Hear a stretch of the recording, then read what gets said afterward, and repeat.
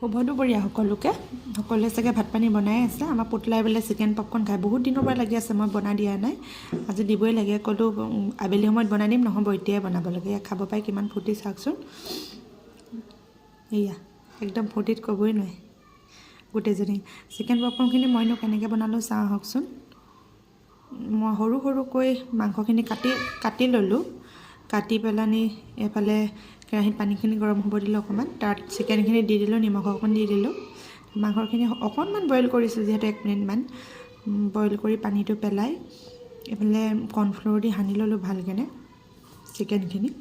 Cornflour দি সানি লৈ cornflour অকণমান বেছিকৈ দিছোঁ, তেতিয়াহে অকণমান পপকৰ্ণ টাইপ মানে বেছি খৰখৰীয়া হয়। এইফালে কেৰাহীখন গৰম কৰি তেলটো দি ল'লোঁ।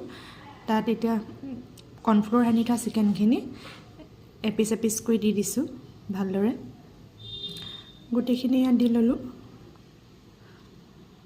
দি অলপ ৰঙা হোৱালৈকে ভালদৰে ইলুটি সিলুটি কৰি ভাজি আছোঁ। ভাজি চিকেন পপকৰ্ণ ৰেডি হৈ গ'ল। কেনেকুৱা হৈছে বনোৱাটো আপোনালোকে জনাব। খাব কিন্তু খুবেই টেষ্টি হৈছিলে। Bye bye.